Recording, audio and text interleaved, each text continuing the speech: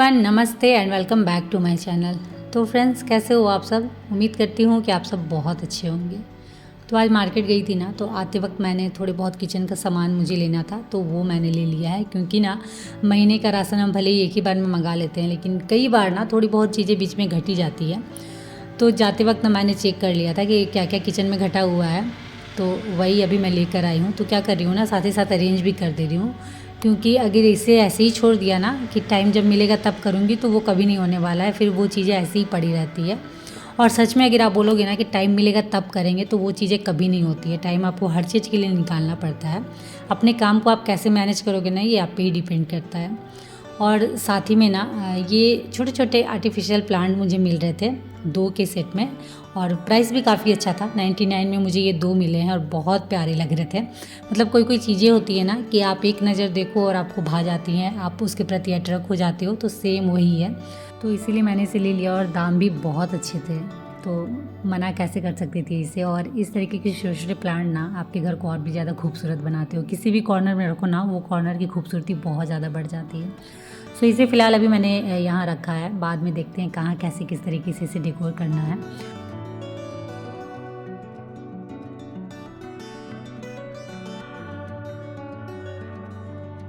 तो अभी हो रहे हैं शाम के 5। तो मेरी शाम की शुरुआत ना एक अच्छी सी चाय के साथ होती है।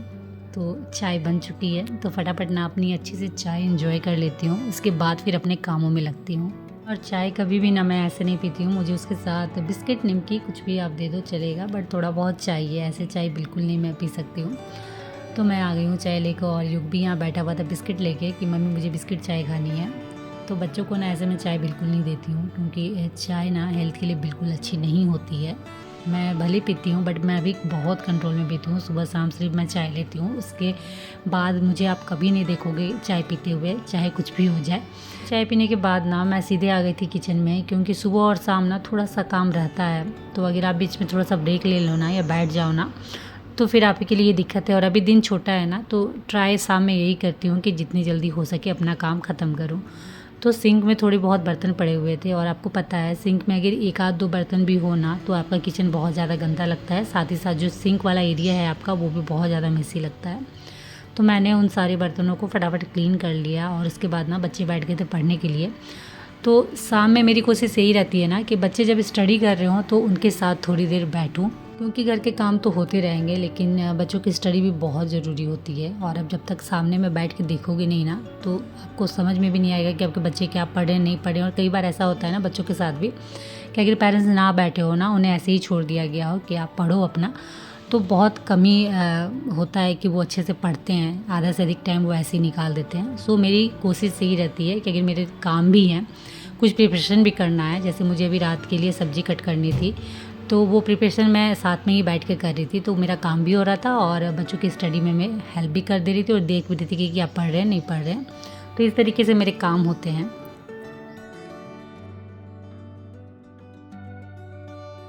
और मेरी एक आदत ऐसी है ना जो दिन भर चलते रहती है, और वो है अपने घर को अच्छे से ऑर्गेनाइज करके रखना, मेंटेन करके रखना। तो क्या करती हूँ ना, बीच बीच में एक राउंड अपने घर में मार ही देती हूँ कि कहीं कोई सामान बिखरा हुआ तो नहीं है, कोई सामान कहीं फैला हुआ तो नहीं है, बेड अच्छे से ऑर्गेनाइज है कि नहीं है।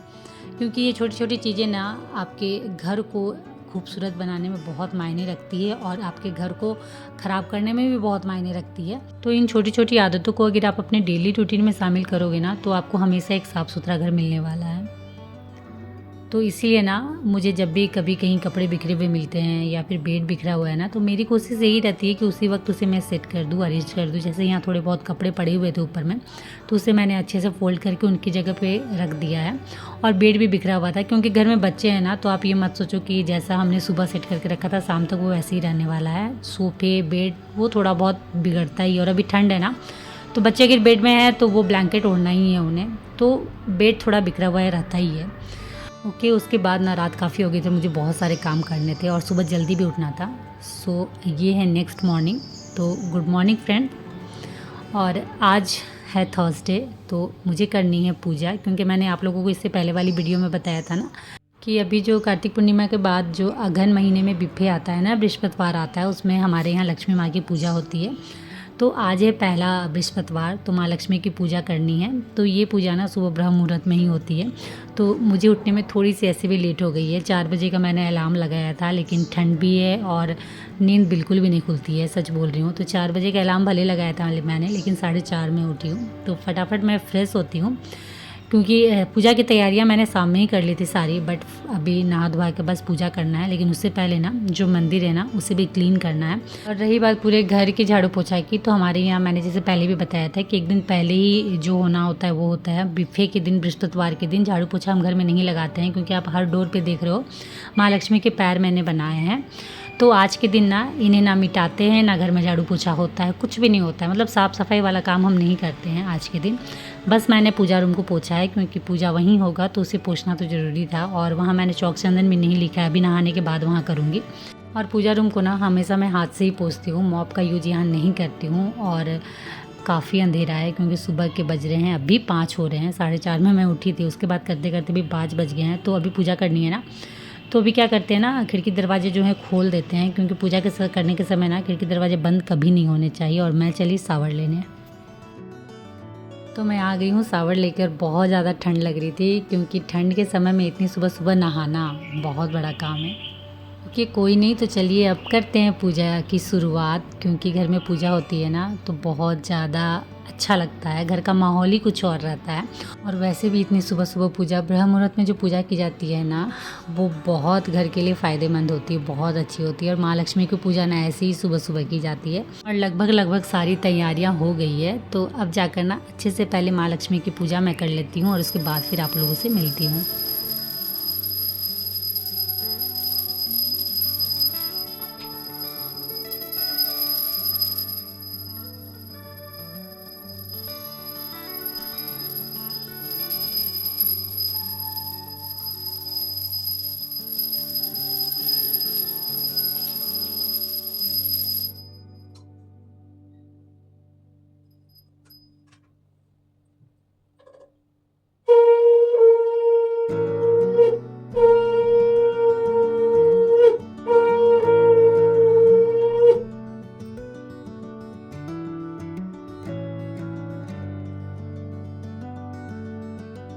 पूजा बहुत अच्छे से हो गई थी, और पूजा करने के बाद सच में जो सुकून मिलता है ना, वो कहीं नहीं मिलता है।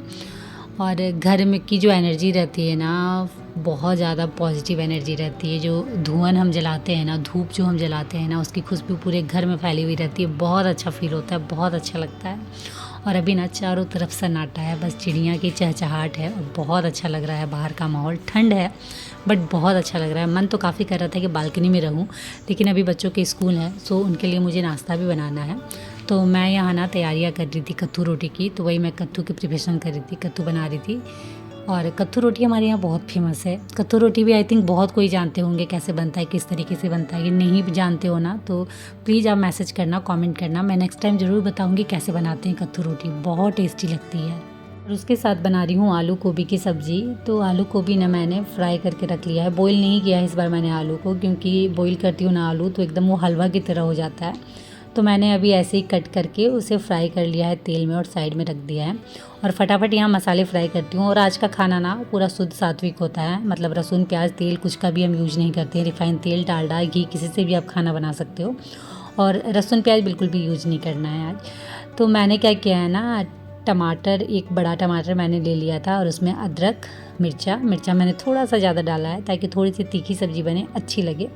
तो इसे मैंने ग्राइंड कर लिया था। और उसके बाद बस उसी ही मसाला को फ्राई करना है। थोड़ी बहुत उसमें और जो पाउडर मसाले होते हैं, हल्दी मसाले, मिर्चा पाउडर, कश्मीरी लाल मिर्च पाउडर कलर के लिए, और थोड़ा बहुत धनिया पाउडर, वो मैंने ऐड किया है। और गरम मसाला भी मैंने यहाँ ऐड किया है, ताकि थोड़ी सब्ज़ी टेस्टी लगे। क्योंकि एकदम सादी सी सब्ज़ी है ना, तो बहुत ज़्यादा सादी लगेगी तो फिर हम तो खा लेंगे, लेकिन बच्चे खाने नहीं खोजते हैं। सो थोड़ा सा उसमें फ्लेवर मिक्स करने के लिए ना ये सारी चीज़ों को इंक्लूड मैंने किया है।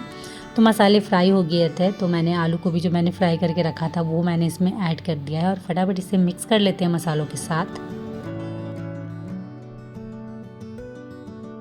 तो आलू को भी मसाले के साथ फ्राई हो गए थे, तो यहाँ मैंने ऐड किया है पानी। थोड़ा सा पानी और डालूँगी क्योंकि बच्चे हैं ना, तो उन्हें सब्ज़ी में थोड़ी बहुत ग्रेवी चाहिए होती है, एकदम सूखी सब्ज़ी वो नहीं खाते हैं, तो इसलिए मैंने थोड़ा बहुत पानी और ऐड किया है। लास्ट में थोड़ा सा नमक, और उसके बाद सीटी लगने की देरी है और सब्ज़ी मेरी रेडी। तो सब्ज़ी एक तरफ बैठाई थी मैंने, तो अभी ना इसे इंडक्शन में शिफ्ट कर देती हूँ और यहाँ बैठाती हूँ तवा, क्योंकि मुझे बनानी है अभी कत्थू रोटी। क्योंकि ना देखते देखते टाइम हो जाता है, भले कितनी भी जल्दी उठो, लेकिन करते करते ना बच्चों के स्कूल का टाइम हो जाता है, और बच्चों को भी उठाना भी है, रेडी भी करना है, नाश्ता देना है, बहुत सारे भी काम हैं, तो फटाफट करते हैं। तो कत्थू जब ठंडा हो गया था ना, तो उसे मैंने आटे के जैसे गूँथ लिया है। लेकिन आप अगर थोड़ी देर भी इसे छोड़ोगे ना, थोड़ा सा भी ठंडा हो जाता है, तो अगेन ये टाइट हो जाता है। तो मैंने उसे अगेन फिर अच्छे से मिक्स कर लिया है, अच्छे से गूँथ लिया है, और उसके बाद फिर चलिए बनाते हैं कत्थू रोटी।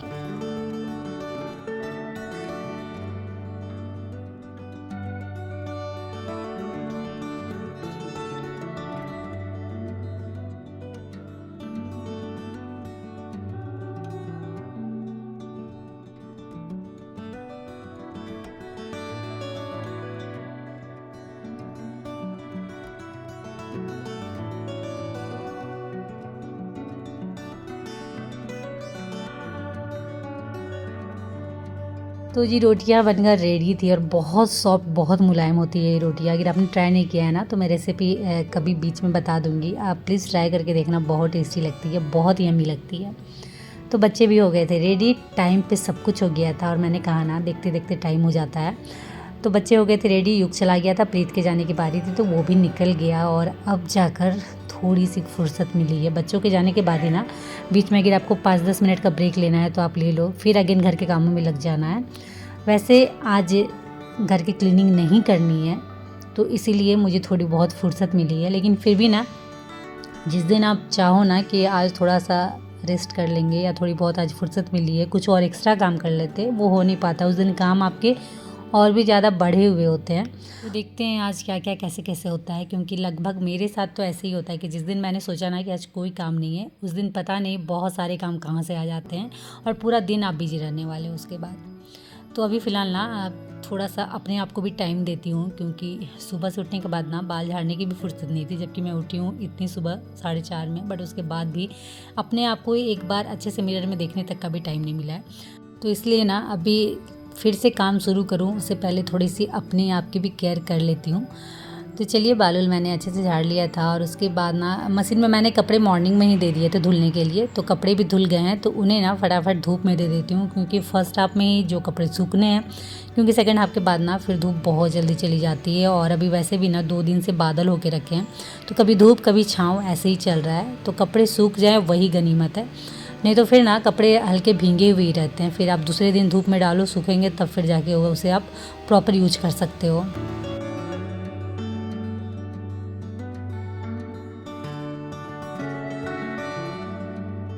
तो थोड़े बहुत घर के काम मेरे चल ही रहे थे, और उसके बाद आ गए थे वाईफाई लगाने वाले, क्योंकि ये वाला एक काम ना मैं काफ़ी टाइम से सोच रही थी घर में करने के लिए।